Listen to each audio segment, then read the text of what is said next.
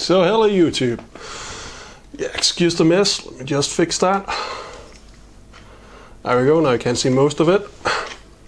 Now as you just saw, I've just reinstalled Windows on this old laptop. And well, I found out, well, it does not in fact boot from USB here in the back. Which meant I had to go and... Oh, that's actually powered. I had to go and pick up a spindle of these and actually burn a Windows installation CD, because I also have no floppies and they are a lot harder to get hold of these days than CDs. And we also have a more permanent power solution here. I got this Deltaco 90 watts universal laptop charger. If we can, I don't know if we got focus on that. I hope so. It says it's 100 to 240 volts input and output 15 to 20 volts up to 6 amps. Plus it's got a USB port, just for shits and giggles I guess, because it's only outputs 1 amp, so not sure what the point is of that. But I guess it's nice, and it's one of these that have all kinds of various plugs with it, where you can choose the one you have.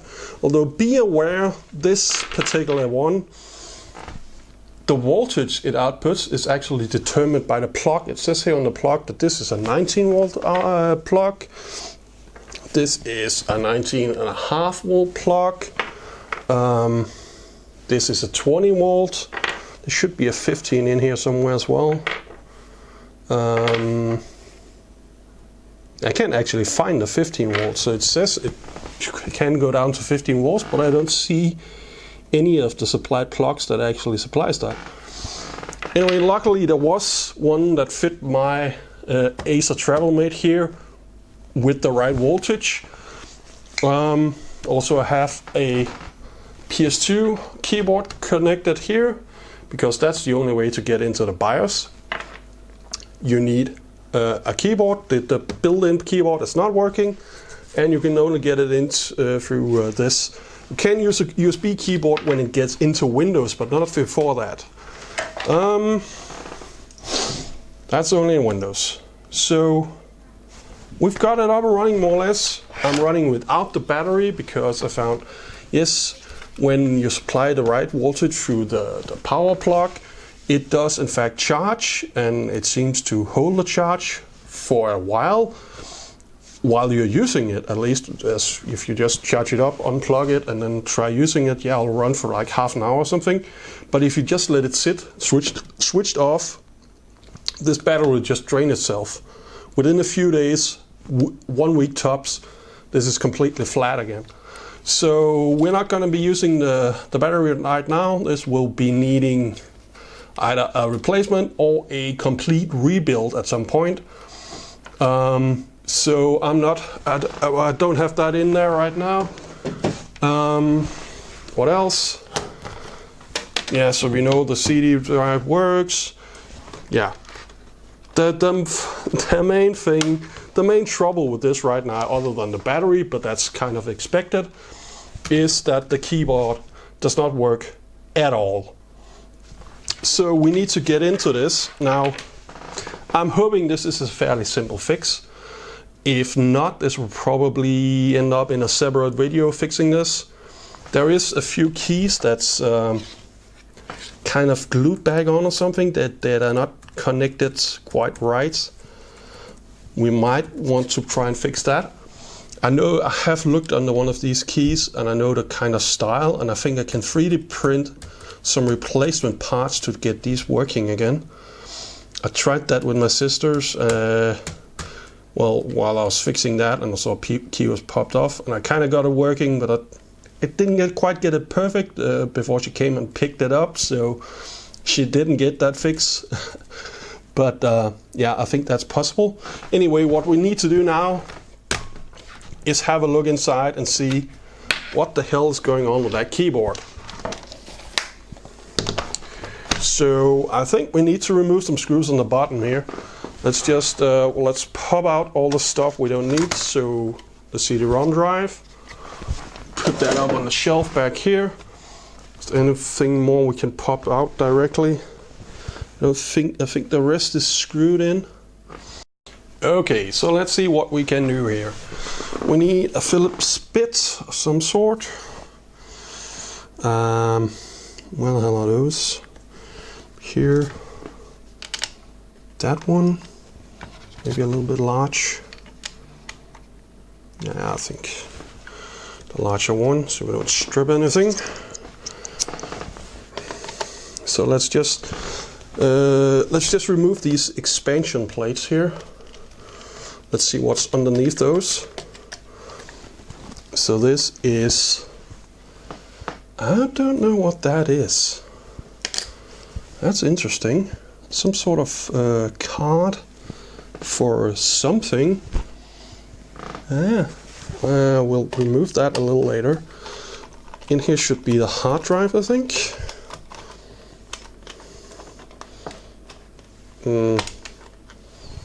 That's weird. The first screw was captive on that, and this is not on this.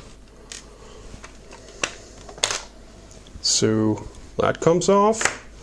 Then we can pull the hard drive. Now we know the hard drive is working. I just reinstalled Windows on it, but it's an well, it's a it's an Acer Travelmate, but it's a that sounds weird. It's an IBM TravelStar hard drive. IBM actually used to be quite big in hard drives. Then this kind of what happened. They merged with HDST, and that got sold off to somebody else. And yeah, I don't think you can get IBM branded hard drives these days. Well, unless it's for servers, and then it's just a rebrand, probably. This is a different screw, and this, I noticed this, I don't know if you can see that, that's not quite, it's not quite on there right. And it also looks like this is not the right screw for the job. So somebody has definitely been in here at some point. This is some random screw that's kind of fitted. So here we have RAM, and as we knew, it was upgraded because the standard model of this is only what was it, 64 megabytes, and this has 128, so it has another stick added at some point. Now I don't think this architecture would support dual channels, so if they are the same size or not and stuff, it doesn't matter. So let's just keep those, well, actually let's try popping them out and see what kind of brand and stuff they are. If I can pop them out. They're in there quite well. Let's trim that side. There we go. So sodium, as you can maybe see there, sodium Rev 1. This is a Winbond. I don't remember Winbond for anything particularly good. They made like really cheap electronics back, I think back in the 90s, or PC parts. I don't think that would qualify as high quality RAM in any fashion. Let's see if we can get this. And the second one is I don't know, what does it say on the chip? It's yeah, those three. I don't know if you probably can't see on this on the camera, but that might actually be Mitsubishi. I don't know. It says something about Taiwan. It kind of looked like the Mitsubishi logo, and I know a lot of those big, you know, industrial conglomerates in Japan makes all sorts of stuff.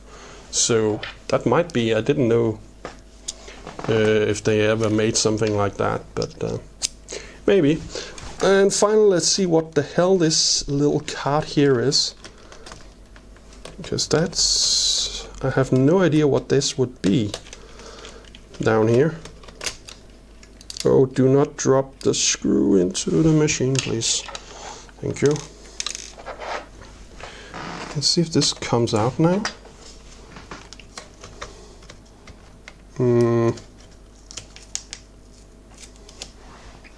Doesn't feel like it's coming out. Is it glued? I think it's glued in to something. No, it's actually connected by a wire here in the front. And I don't know, is it connected down here as well? Okay, in that case, I'm not sure we're getting it out of there. It's got an Canadian flag on it. Industry Canada. What the hell would they have imported from Canada? I have no idea what this is. It actually says right here. It's a modem. So this is apparently the modem, but the port is way back there. Of course, you just run some phone wires, so I guess that's fine, but still, kind of, yeah. And I wonder if that supports the Ethernet as well, then, because that seems to be an option. There's an Ethernet port there, but this might not even support Ethernet. I haven't tried looking for drivers and stuff, so I don't know as it is right now. Anyway, that should be everything we need to remove here before we can remove the actual shell. And I don't think there's any hidden screws. It's not like modern hardware where everything's hidden behind stickers and shit. I think I can see every screw that's supposed to come out of here. It's just going around, all the way around, and hopefully I can just pull off this cover. I hope.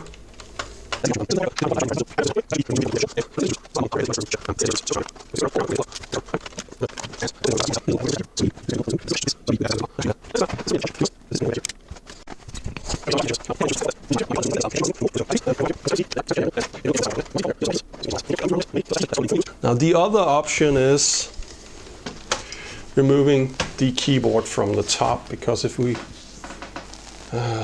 try and focus down here,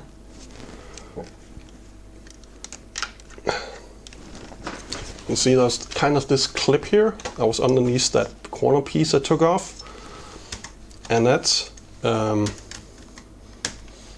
yeah, those all around, so you could potentially pop those out and get the keyboard out that way, and then maybe we need to, then maybe that we can access what we need.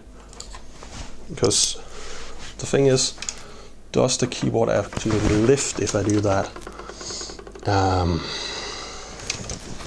I'm just not so sure if it does.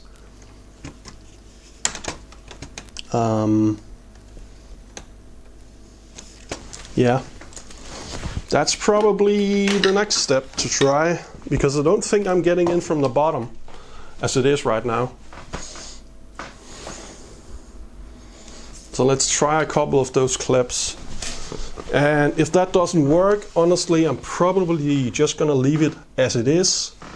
I know it only cost me $8, but now yeah, let's definitely need a larger flathead here. Why did I pick the smallest one? Damn it. That's stupid. Okay, so let's see if we can work our way in here somehow.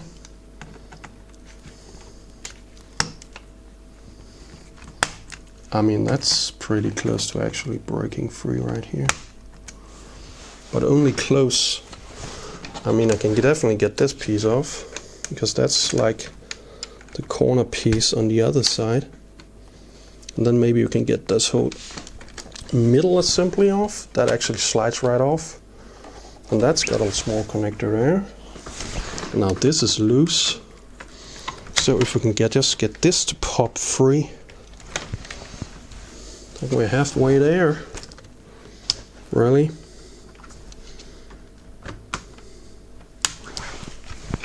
Because, well, does the keyboard want to lift if I do this? That's the question. It's not too willing, to be honest. It's not very willing to move. But I think that's the way, because it doesn't have those clips on the side. That's just some smaller plastic clips. It's only got the back and front, so if you get one of them loose, you should basically be able to pull it out. Well, in theory anyway. There we go. So now it's loose on this side. Oh, it popped up off a key. But that's more or less the mechanism that I expected down here.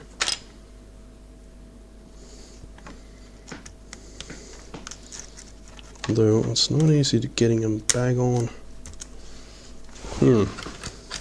So this is off. Okay, this has got a connector that we should be able to pull loose.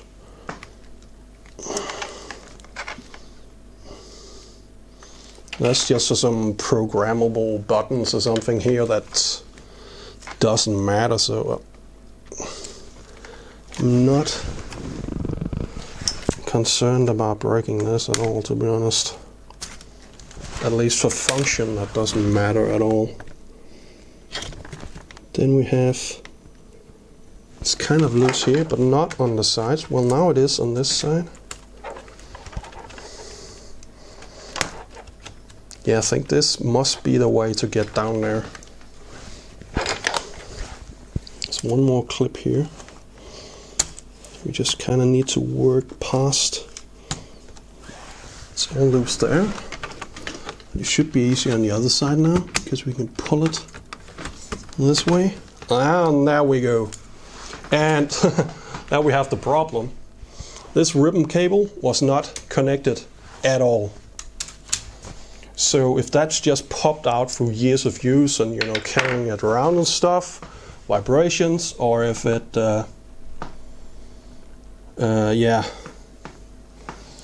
if it's broken. Now it seems like there's some tape on it or something, and I don't see any exposed connectors. So I'm kind of wondering if somebody's been in here trying to repair this. I don't know if you can see this. There's tape on this surface. Well, actually all around the ribbon connector. And I just wonder, will that reach? Well, it should reach fine. So why is the tape there? Because I'm not sure if those connections are actually exposed or not.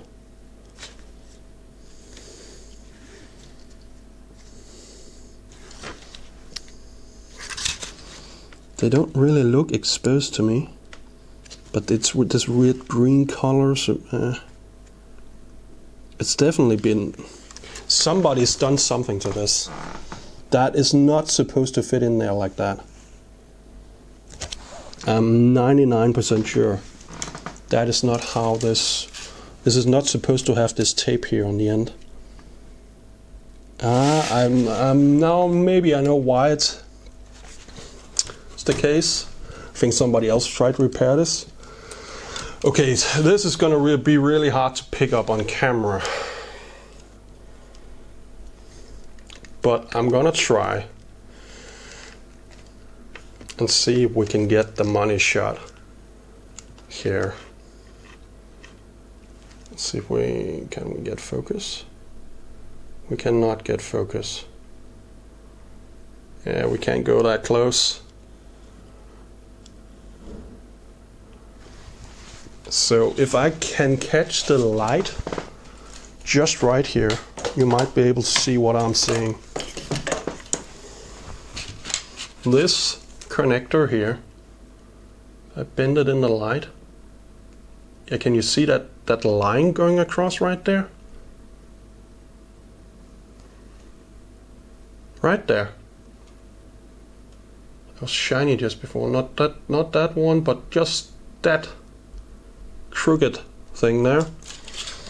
I know it's hard to see what that is, but as far as I can tell, that's this ribbon cable that's kind of snapped all the way across. And then somebody's been in here and tried to fix that with tape.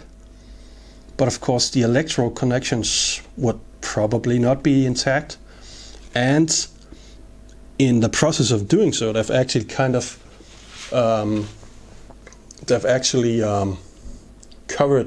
the connectors at the end with tape for the most part. There might be a tiny bit showing through, but I think if I pull this tape off, this ribbon connector is just gonna come apart.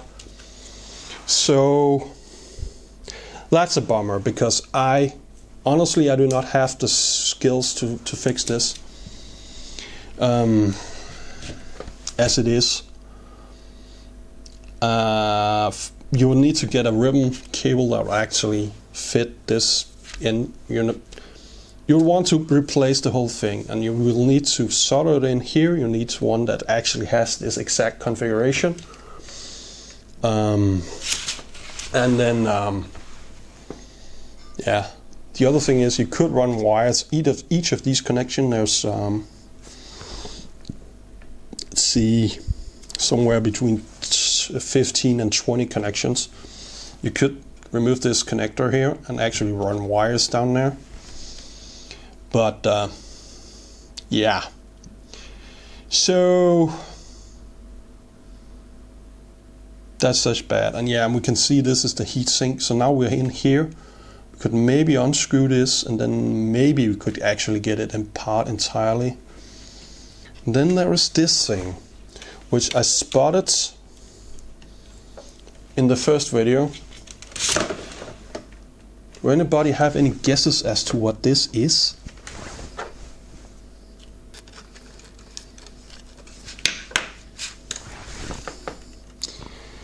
I think it's a replacement BIOS battery. So somebody definitely has been in here and done this hack. Now, if this had an old like a nickel battery, I can understand why they would do this. Although I don't understand why they would put it in there. But I actually think this laptop is new enough that it could very well have had a lithium cell in there. Of course, it would have needed replacing at some point. But somebody's been in here and done some stuff to this machine. And that's what I was hoping was not the case. Because then we would probably have found some easier fixes for the most part. But somebody has been in here. On the bright side, it looks like it's not very dirty on the inside or anything. Not a lot of dust. So that's good. So I think the last thing for this video will just be to see if I fucked it up while trying to tear it apart. So let's just, before we put it back together, I'm just gonna see if it's actually still functional. So let's try putting some power back into it. If I can find the plug back here. That's would have been easy if it hadn't had have all those. Oh, of course. Can't do is that silly. We haven't got any RAM or hard drive or anything in it right now. So let's just pop some RAM back in here first.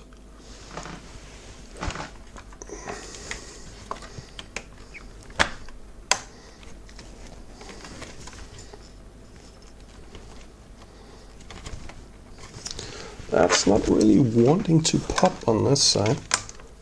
No, it's not all the way in the slot. That would help.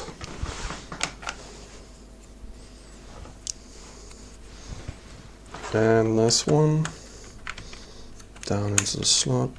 Click. And the hard drive this side up, which would be down right now, I think. There we go. And then we'll just see if it still boots. Or if I've killed it. Now, I mean... Oh, again, power. I mean, if I did kill it, it's not the end of the world. Because it was not in great shape in the first place. I'm not able to fix the keyboard.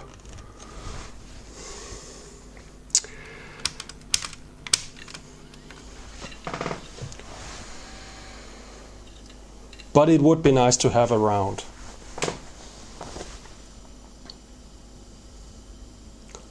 And I mean, if you just hook up an external keyboard and mouse, and maybe even screen, then it's a perfectly fine PC to, you know, relive some late 90s stuff. Maybe early 2000s, but that would be discount to early 2000s. But it doesn't seem like I killed it. So, yeah. Thank you guys. That will be it for this time. Now, you might see this computer in the future. I'd still need to hunt around some drivers and stuff for it. But other than that, you know, it's a perfectly fine PC for what I intended for. It's a bummer that this is broken. And you know, if I had known somebody else would have been inside of this. Now I saw there was an expansion port on the bottom that wasn't screwed in right. And I was kind of, well, maybe somebody put in some extra RAM type of deal, you know. But this should really have told me that that was the case, because... But I wasn't quite sure. If I could only see it in through this slot on the side here, wasn't quite sure what that was, but it turns out somebody has definitely been in here, replaced the BIOS battery with some kind of janky solution, to be honest, and tried to repair the keyboard apparently with some tape, which is definitely not the right solution. So if anybody has, you know, how do you repair, if anybody knows how do you repair a ribbon cable like that or replace it, is that even possible without, you know, some decent skills when it comes to soldering and maybe even special equipment and so on? Is that even possible? Is that a pipe dream? Because I mean, if I can't fix this, I don't see any point in rebuilding a battery either, because I won't be using it on the move at all. It'll sit on the shelf hooked up to an external monitor and mouse and keyboard, and I'll use it that way, and that's fine, especially for the price. Although when we add in the power supply, that was about $25, I think, maybe even 30, and I had to buy a spindle of these for $10 or so. Then it's suddenly not as cheap, but still, I think if everything was working and it had the power supply and the battery and stuff, I wouldn't have gotten it for this price on eBay unless I was very, very patient and waiting for like an auction that everybody missed or something.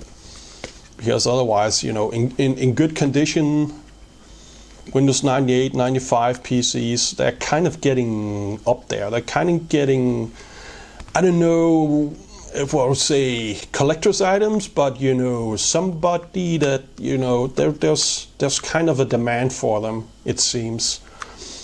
At least when I've been looking around on eBay here in Europe. I don't look worldwide because we have some really strict customs laws, and it would be way too expensive to import anything from outside of the EU anyway. Yeah, that's it, guys.